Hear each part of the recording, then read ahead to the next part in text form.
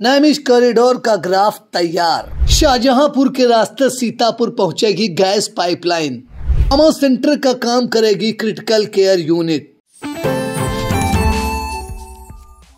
उम्मीदों के साल 2024 में सीतापुर की संभावनाओं को लेकर जिला अधिकारी अनुज सिंह का मास्टर प्लान तैयार हो चुका है। सीतापुर में रोजगार के नए आयाम स्थापित करने के लिए देश की टॉप प्लाईवुड फैक्ट्री नए साल की शुरुआत में ही सीतापुर में काम शुरू कर देगी। डीएम ने नैमिष में प्रस्तावित कॉरिडोर की तैयारियां पाइपलाइन के जरिए घरों में गैस की सप्लाई, ग्रामीण भारत, ओवरब्रिज, ट्रॉमा सेंटर, शिक्षा, चिकित्सा जैसी मूलभूत सुविधाओं को लेकर तैयार हो चुके ग्राफ की जानकारी को साझा किया। साथ ही मतदाता सूची, कायाकल्प, निपुण भारत, मुफ्त राशन जैसी योजनाओं पर अपने विजन को ओपन किया। तो आइए देखते हैं दमदार इंटरव्यू की सीरीज में सीतापुर के डीएम से आई इंडिया के editor in chief doctor Pankaj Singh Gaur द्वारा की गई खास बातचीत।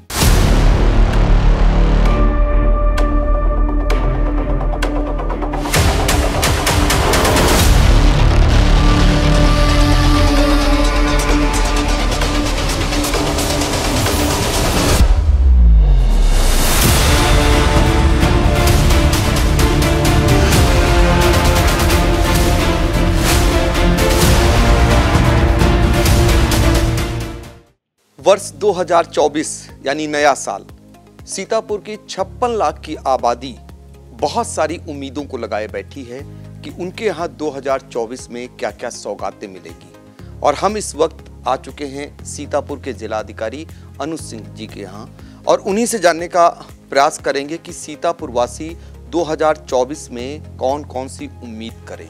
तो सबसे मेरा पहला सवाल रहेगा कि सीतापुर को 2024 में जो सबसे बड़ी सौगात मिलने जा रही है वो क्या है?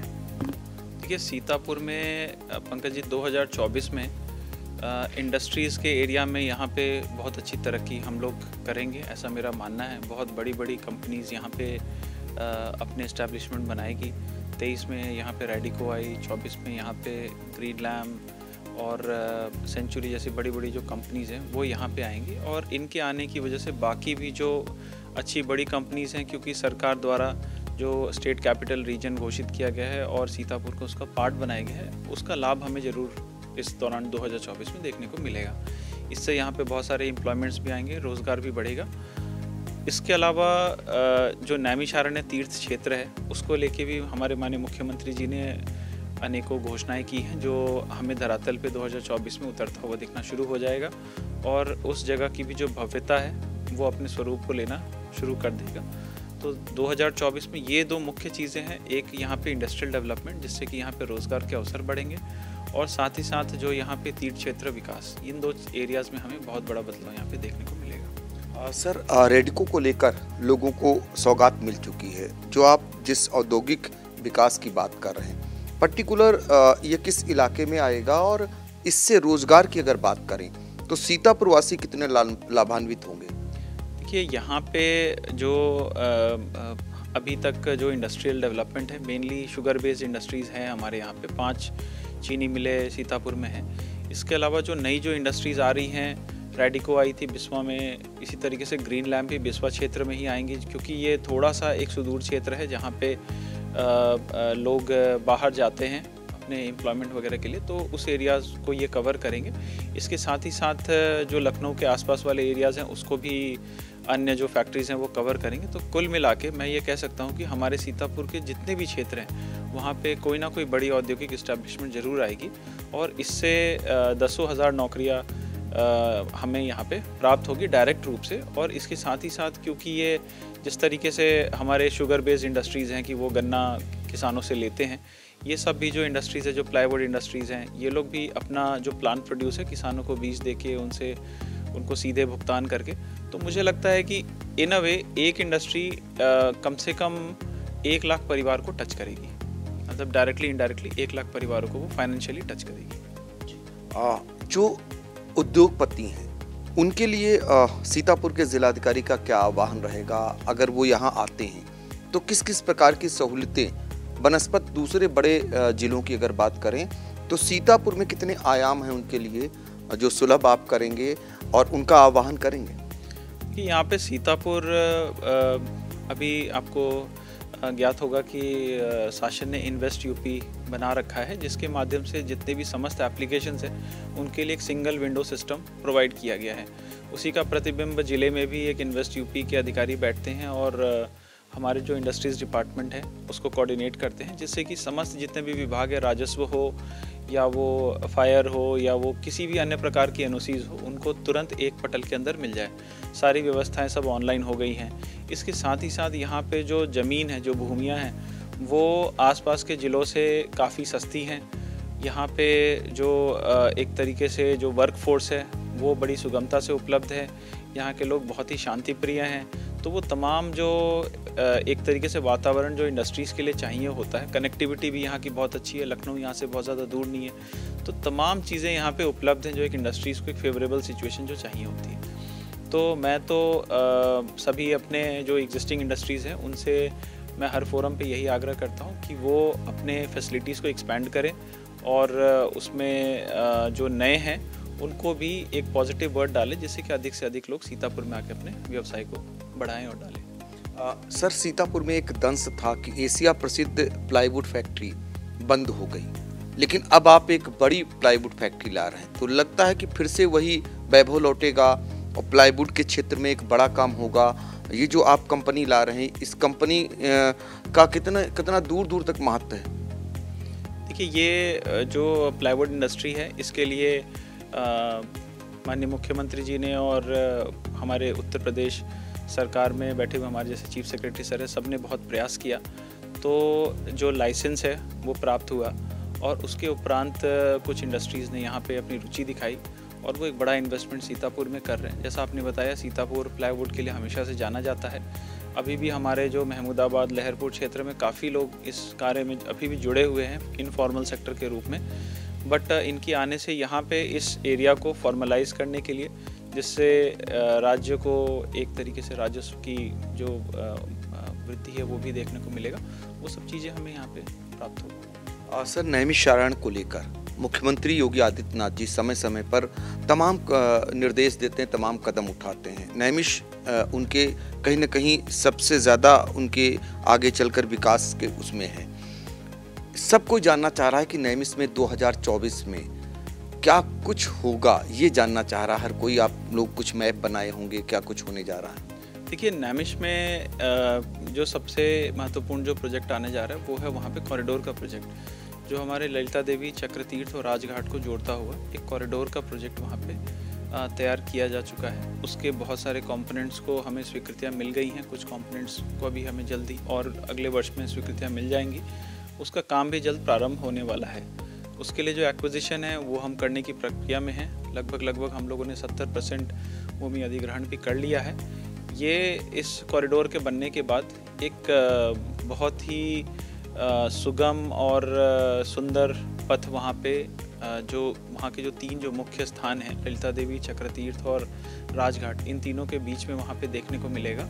इसके साथ ही साथ जो वहाँ के अन्य जो महत्वपूर्ण मंदिर हैं उसको भी डॉक्यूमेंट किया गया है, जिसमें हमारे मिश्रिका दधीची कुंड है, उसके अलावा देव देवेश्वर है और अन्य यहाँ पे बहुत सारे जो पौराणिक महत्व वाले जो मंदिर हैं उनके भी जीर्णोद्धार का काम और उनको भी और भव्य रूप देने का काम 2024 में किया जाएगा। इसके अलावा सर, अमृत योजना का लाभ आप दे रहे हैं, लेकिन ये देखा जा रहा है कि अमृत योजना के तहत गाँव में जो सड़कें हैं वो खोद डाली गई हैं।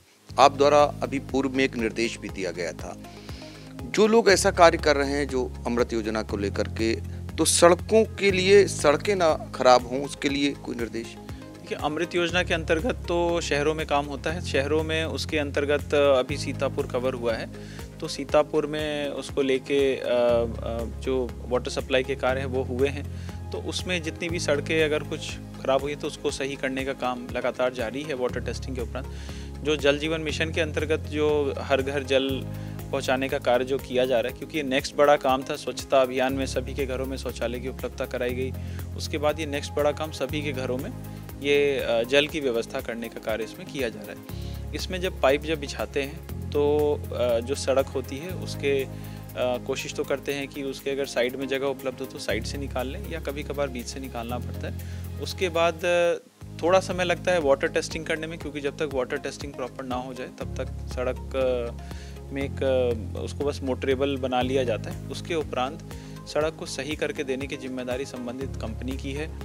कंपनियां दोनों बहुत ही रेप्यूटेड कंपनीज़ यहाँ पे लगी हुई हैं, बहुत भारत स्तर की बहुत बड़ी कंपनीज़ हैं दोनों, और कई जगहों पे उन्होंने रिस्टोर किया है।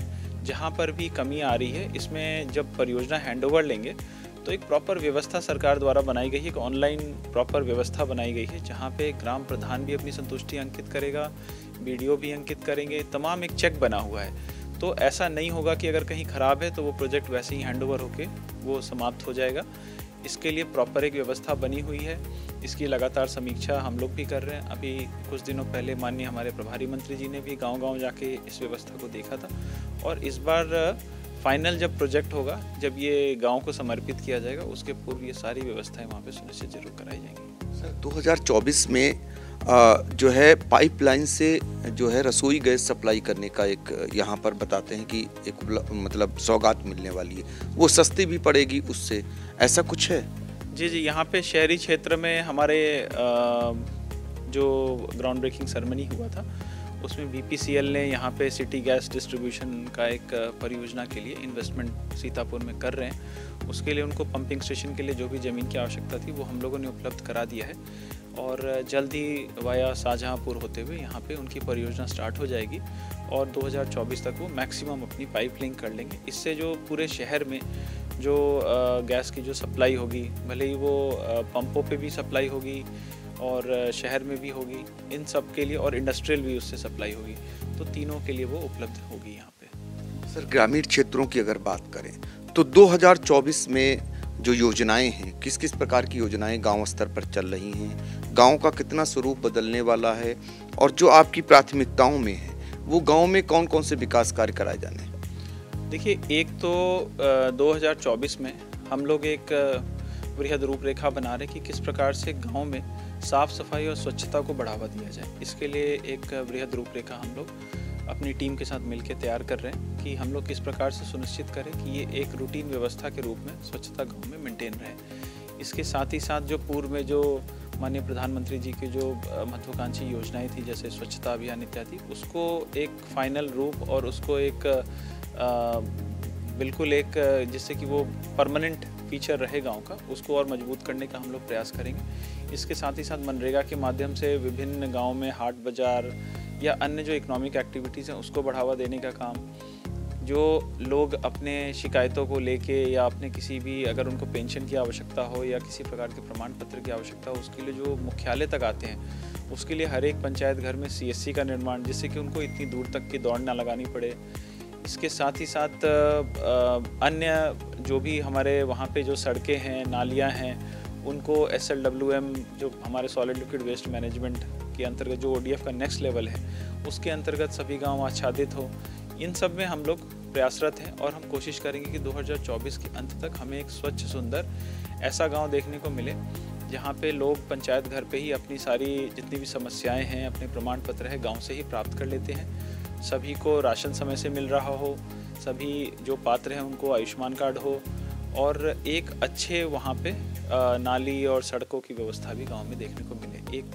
एक तरीके से एक आइडियल गांव बनाने का हम लोग प्रयास करेंगे। कुछ गांव आपके ऐसे हैं जिसको लेकर अभी पुरस्कार भी मिले हैं, और वो कहीं ना कहीं एक मॉडल स्वरूप हैं, उन गांवों को आधार मानकर और भी गांव ऐसे विकसित किए जाने हैं? जी बिल्कुल। इसमें मैं आपको बताना चाहूँगा, इसमें निर्देश भी आए हैं, शासन ने निर्देश भी जारी किए हैं। कुछ आदर्श गांव हम लोगों ने बनाने का प्रयास भी किया है, लेकिन जिसमें और काम करने की अभी आवश्यकता है, हम उस काम को और करेंगे। साथ ही साथ हम इस काम को, क्योंकि गांव एक इंडिपेंडेंट लोकल बॉडी के रूप में डेवलप करना है, तो वहाँ के लगातार जो गांव के प्रधान हैं, हमारे गांव के पंचायत सहायक हैं, जो सेक्रेटरीज़ हैं, जो ग्राम सभा है, उनको हम लगातार जागरूक कर रहे हैं कि वो भी एक तरीके से जागरूक हों और इस पूरी मुहिम में हमारा साथ दें, जिससे कि एक आदर्श गांव हम लोग 2024 में अधिक से अधिक आदर्श गांव को बना सकें।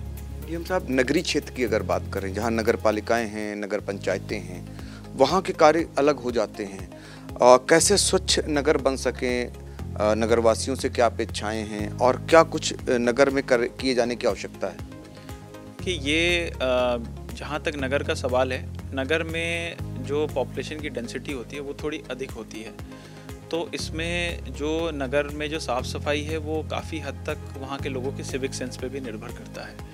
तो हम लोग एक प्रयास इस बार ये भी करेंगे कि जिस तरीके से गांव में एक जागरूकता अभियान चल रहा है, उसी प्रकार से शहर में भी एक जागरूकता अभियान हम लोग चलाएंगे कि एक प्रॉपर सिविक सेंस बने। हर गली में एक जो कूड़ा कलेक्शन की जो व्यवस्था है वो कचरे के डब्बे हटा के कूड़ा कलेक्शन घर घर में करने का और जितने भी व्यावसायिक प्रतिष्ठान हैं उनसे करने का एक सुचारू व्यवस्था सभी जगहों पे हम लोग एक प्रारंभ करेंगे। कई जगहों पे चल भी रहा है। इसके साथ ही साथ अच्छे पार्क डेवलप करेंगे। कुछ पार्क का सौंदर्यीकरण हम लोगों ने टेकअप भी किया है, कुछ और अच्छे हम लोग डेवलप करेंगे। एक अच्छी सीसीटीवी से कनेक्टिविटी जिससे कि लॉ एंड ऑर्डर में सुधार हो, उसके लिए भी हम लोग प्रयास करेंगे। साथ ही साथ सभी जितने भी चौराहे हैं उसका सौंदर्यीकरण करेंगे और जो हमारे मुख्य जो बाज़ार हैं उसमें अगर कोई अवैध अतिक्रमण इत्यादि हुआ है तो उसको हटाकर एक तरीके से उनके आगे का दुकानदारों से बात करके एक फसाड टाइप का एक रूपता लाने का हम लोग प्रयास करेंगे जिससे कि वो सुंदर दिखे। मेरा ये मानना है कि 2024 में सीतापुर शहर 22 से 23 में इम्प्रूव किया, 23 से 24 में मुझे लगता है कि ज़रूर हम लोग इम्प्रूव करेंगे और धीरे धीरे स्वच्छता के रैंकिंग में भी और सिविक सेंस में भी हम दोनों ऊपर आएंगे। बिल्कुल। सीतापुर में एक बड़ी समस्या सबसे ज़्यादा है जाम की। उसको लेकर कुछ पुल, कुछ ओवरब्रिज प्रस्तावित हैं, कुछ का शिलान्यास हो चुका है, कुछ पर काम चल रहा है। कुछ ऐसे प्लेस हैं जहां पर सर अभी भी जाम बहुत ज़्यादा लगती है और वहां पर कुछ ही काम बचा है। ऐसे में 24 में क्या माना जाए कि इससे निजात मिलेगी? देखिए 2-3 ऐसे पॉइंट्स हैं जहाँ पे जाम बहुत लगते थे। जैसे यहाँ पे हेमपुर है, दूसरा यहाँ नेपालापुर है, तीसरा जो यहाँ लखीमपुर और सीतापुर के बॉर्डर पे है वहाँ पर है, जहाँ पे ऑलरेडी ओवरब्रिज बनने का कार्य जो हमारे सेतु निगम है उन्होंने करवा लिया है। थोड़ा सा हिस्सा रेलवे का बचा हुआ है, वो भी जैसे मैं लखीमपुर की बात करूं, लखीमपुर सीतापुर की बात करूं तो वहाँ पे वो जनवरी में काम पूरा हो जाएगा और उसके बाद फरवरी मध्य तक हम लोग उसको संचालित करने की स्थिति में रहेंगे। इसके साथ ही साथ हेमपुर में भी हम लोग अगले 2 से ढाई महीने में उस पूरी समस्या का निजात हमें मिल जाएगा। नेपालापुर में भी सेतु निगम द्वारा अपना पुल बनाया जा रहा है, PWD द्वारा उसकी सड़क बनाने का कार्य प्रारंभ कर दिया गया है, तो वो भी एक समस्या जो है वो सदा के लिए समाप्त हो जाएगी अगले लगभग 3 से 4 महीने में। तो ये जितनी भी जो सरकार की ये इस शहर की जो समस्याएं थी वो मुझे लगता है उस पर सरकार ने ध्यान दिया है, परियोजनाएं उसकी स्वीकृत है, ऑनगोइंग है और अगले 3 से 4 महीने में हमें उसमें 100% निजात उससे मिल जाएगी।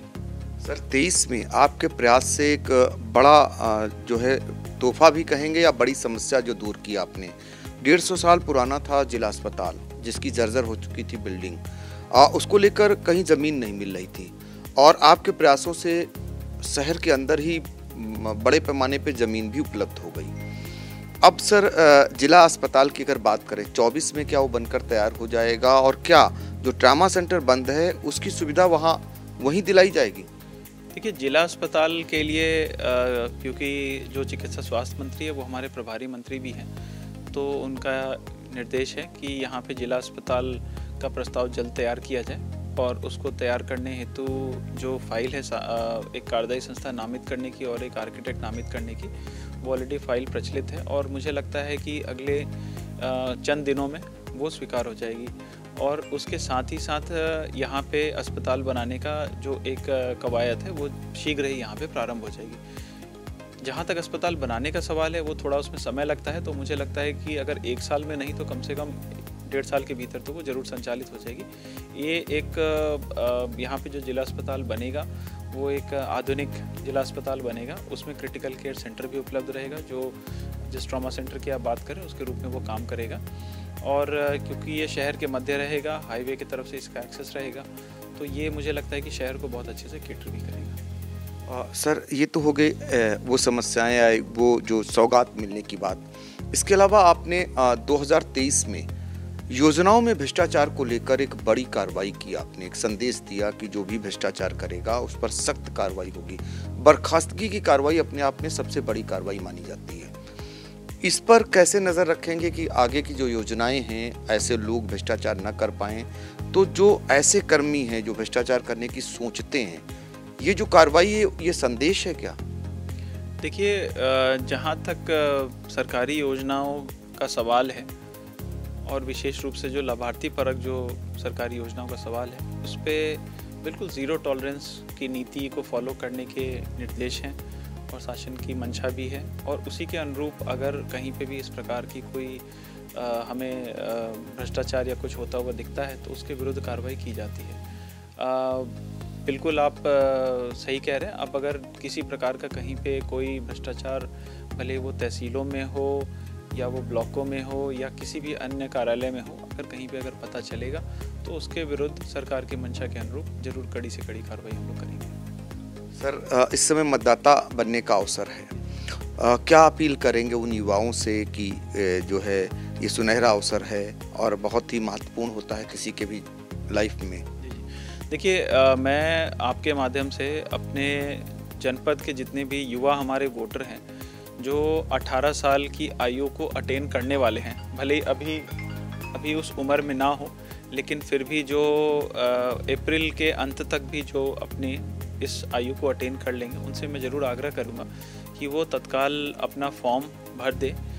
ये अभी हमारे पास 21 तारीख तक का वक्त है। जो ये पुनरीक्षण का कार्यक्रम चल रहा था, जो 5 तारीख को अंतिम प्रकाशन होना था, उसकी तिथि को बढ़ा के 21 कर दिया गया है। तो अभी भी हमारे पास मौका है, जल्द इस फॉर्म को भरे।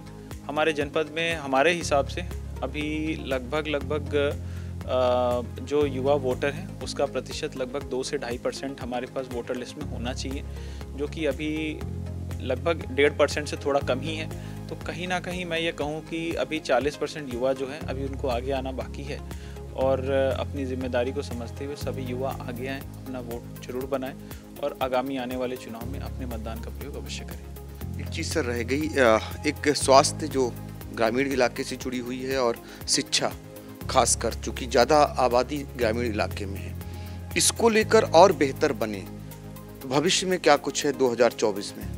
देखिए, सरकार ने अभी हेल्थ एंड वेलनेस सेंटर का कंसेप्ट चला है।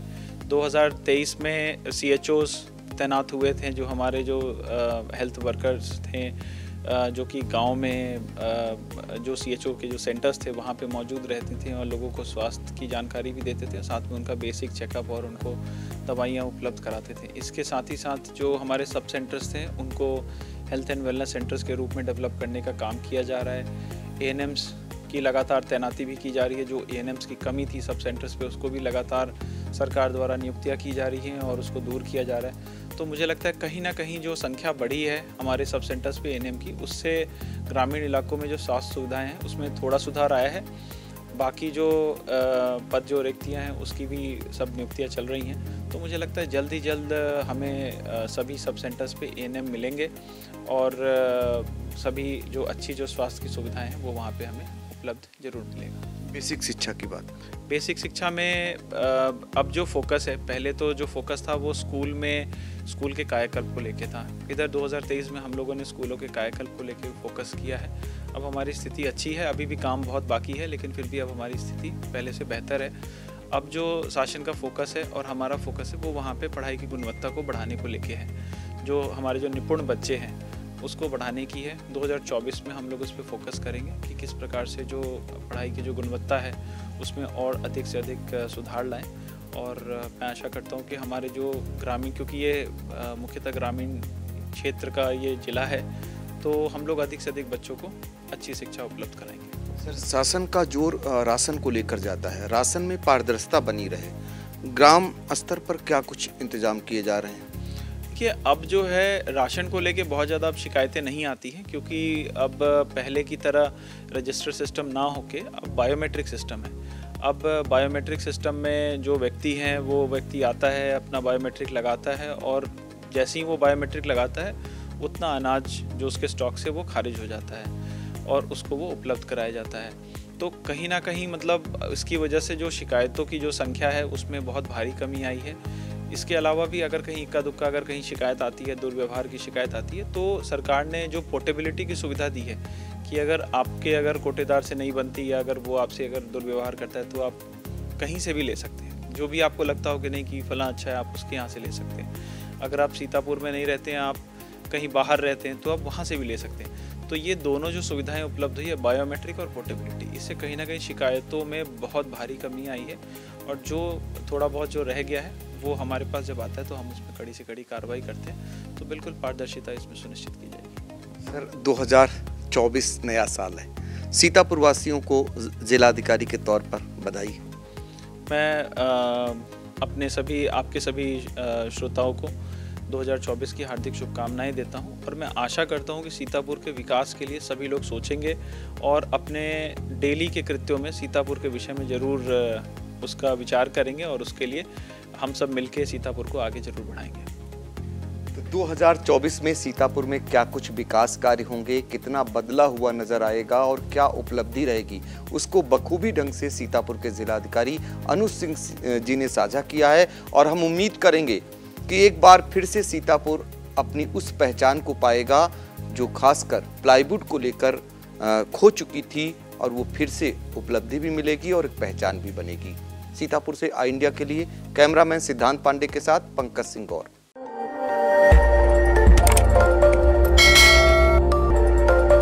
खबर आपकी, नजर हमारी।